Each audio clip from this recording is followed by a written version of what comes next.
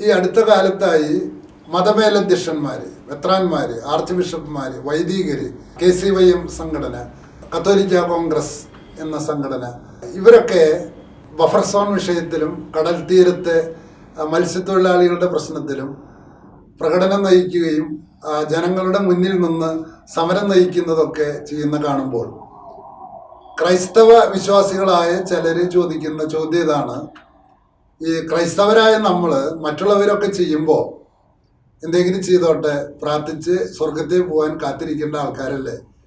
ഈ അച്ഛന്മാരൊക്കെ എന്തിനാണ് ഇതിനു വേണ്ടി പണിയെടുക്കുന്നത്? ഇതിൻ്റെയൊക്കെ ആവശ്യമുണ്ടോ? സഭയ്ക്ക് ഇതൊക്കെ പറയേണ്ട വല്ല കാര്യമുണ്ടോ എന്നാണ് ക്രൈസ്തവ വിശ്വാസികൾ തന്നെ ചോദിക്കുന്നത്. അത് ക്രൈസ്തവ വിശ്വാസത്തെക്കുറിച്ച് തെറ്റായ ഒരു ധാരണയിൽ നിന്നാണ് ഇതുണ്ടായി വന്നിട്ടുള്ളത്. കാരണം സെക്കൻഡ് വത്തിക്കാൻ കൗൺസിലിൻ്റെ ഏറ്റവും അവസാനത്തെ ഡോക്യുമെൻ്റ് എന്ന് പറയുന്നത് സഭ ഈ ലോകത്തിൽ എന്ത് ചെയ്യണം എന്നുള്ളതാണ്. അത് പലപ്പോഴും സഭ വിശ്വാസികളെ പഠിപ്പിക്കാനായിട്ട് വിട്ടുപോയത് കൊണ്ടാണ് ഇത്തരത്തിലുള്ള ഒരു ചോദ്യം വിശ്വാസികളുടെ ഇടയിൽ നിന്ന് ചോദിക്കുന്നത് തന്നെ.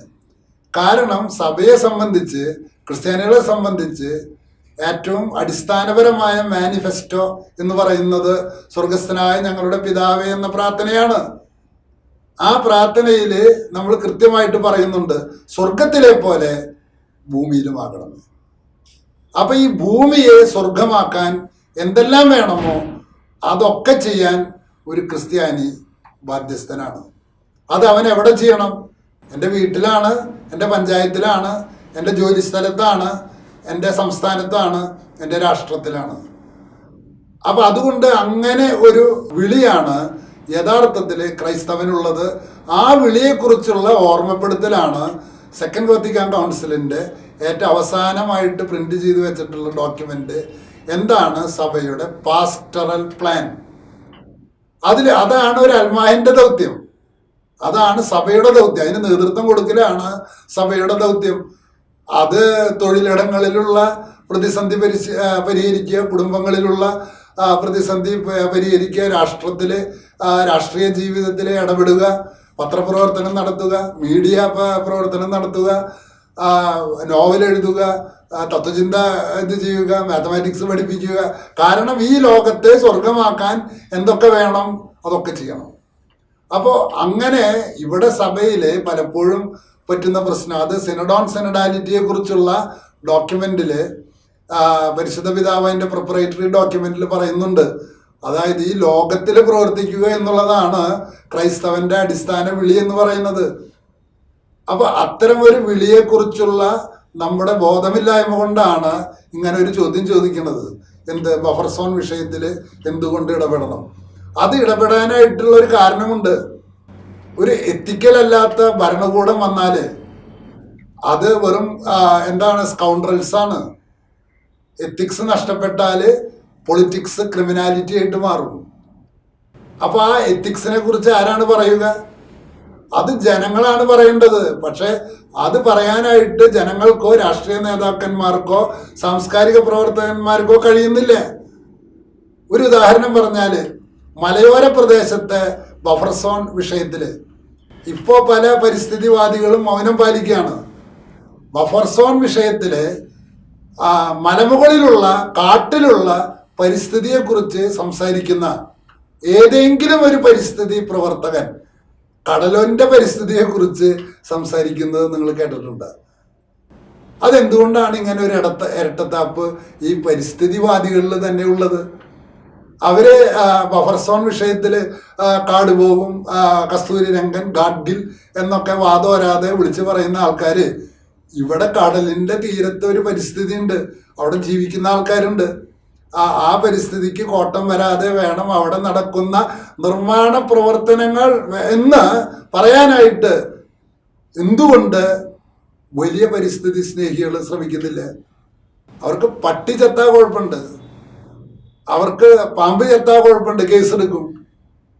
അവർക്ക് വിഷനായകനെ വെടിവെച്ച് കൊല്ലാനായിട്ട് അവർക്ക് പറയാനായിട്ട് അവർക്ക് അറിഞ്ഞുകൂടാ.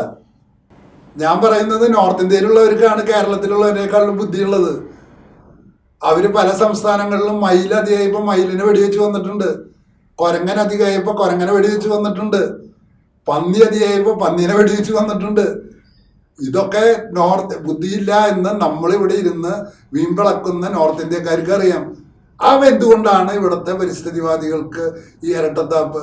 അവരെന്തുകൊണ്ട് കടലിലെ പരിസ്ഥിതിയെക്കുറിച്ച്, അതിൻ്റെ തീരത്തെക്കുറിച്ച്, അതിൻ്റെ തീരശോഷത്തെക്കുറിച്ച് സംസാരിക്കാത്തത്? അങ്ങനെ സംസാരിക്കാതെ വരുമ്പോൾ എത്തിക്സ് ഇല്ലാത്ത, ധാർമ്മികതയില്ലാത്ത ഒരു ഭരണകൂടം നിലനിൽക്കുമ്പോൾ അവരുടെ ധാർമ്മികതയെക്കുറിച്ച് ഓർമ്മിപ്പിക്കാനുള്ള കടമയാണ് കത്തോലിക്ക സഭയുടെ അധികാരികൾക്കുള്ളത്. ആ കടമയാണ് അവർ ഏറ്റെടുക്കുന്നത്. ആരായിട്ടും തല്ലുപിടിക്കാനില്ലേ, യുദ്ധം ചെയ്യാനില്ലേ, ഒരു ഓർമ്മപ്പെടുത്തൽ മാത്രമാണ്. ബഫർ സോൺ വിഷയവും കടൽ തീരവും കൃഷിയും നഷ്ടപ്പെട്ടു പോയാൽ കേരളത്തിന്റെ സാമ്പത്തിക വ്യവസ്ഥിതിയുടെ അടിത്തറയാണ് തകർന്നു പോകുന്നത്. അത് മുഴുവൻ ജനങ്ങളോടുള്ളൊരു കമ്മിറ്റ്മെന്റ് ആണ്. ഈ കടൽ തീരത്ത് താമസിക്കുന്നത് മുഴുവൻ ക്രിസ്ത്യാനികളാണോ? ഇഷ്ടം പോലെ ഹിന്ദുക്കളുണ്ട്, ഇഷ്ടം പോലെ മുസ്ലിമുകളുണ്ട്.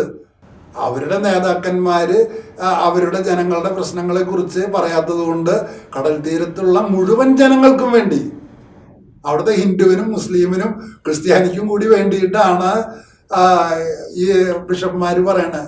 അപ്പൊ അത് പറയുന്നത് തെറ്റാണെന്ന് ക്രിസ്ത്യാനികൾക്ക് തന്നെ തോന്നുന്നുണ്ടെങ്കിൽ അതിന്റെ കാരണം മറ്റൊന്നുമല്ല, സഭയുടെ ഒരു വിശ്വാസിയുടെ ദൗത്യം സ്വർഗത്തെ പോകുക എന്ന ഏകമുഖ ലക്ഷ്യമല്ല. ഈ ലോകത്തെ സ്വർഗമാക്കി മാറ്റുന്നവർക്കാണ് വരാനിരിക്കുന്ന ലോകമുള്ളത്. ഈ ലോകത്തിന്റെ തുടർച്ചയാണ് വരാനിരിക്കുന്ന ലോകം. അതുകൊണ്ട് സെക്കൻഡ് വത്തിക്കാൻ കൗൺസിലിലെ ഗൗഡിയം എറ്റ് സ്പസ്, സഭയ്ക്ക് ലോകത്തിലുള്ള പദ്ധതി എന്താണ് എന്നത് നമ്മൾ കൂടുതൽ പഠിക്കണം. മാത്രമല്ല, ഞാൻ ചില വൈദികരോട് ചോദിച്ചു, നിങ്ങൾ രൂപതയിൽ പാസ്റ്ററൽ പ്ലാൻ തയ്യാറാക്കുമ്പോൾ ആഗോള സഭയുടെ പാസ്റ്ററൽ പ്ലാൻ വായിച്ചു നോക്കിയിട്ടുണ്ടോ? അതിൻ്റെ വെളിച്ചത്തിലാണോ പാസ്റ്ററൽ പ്ലാൻ? വൈദികർ എന്നോട് പറഞ്ഞത് അല്ല എന്നാണ്. സെമിനാരിയിൽ ഞാൻ ചോദിച്ചു, പാസ്റ്ററൽ തിയോളജി പഠിപ്പിക്കുമ്പോൾ അത് അടിസ്ഥാനം ഇടേണ്ടത് ഈ പാസ്റ്ററൽ കോൺസ്റ്റിറ്റ്യൂഷൻ അനുസരിച്ചിട്ട് അത് നിങ്ങൾ പഠിപ്പിക്കുന്നുണ്ടോ?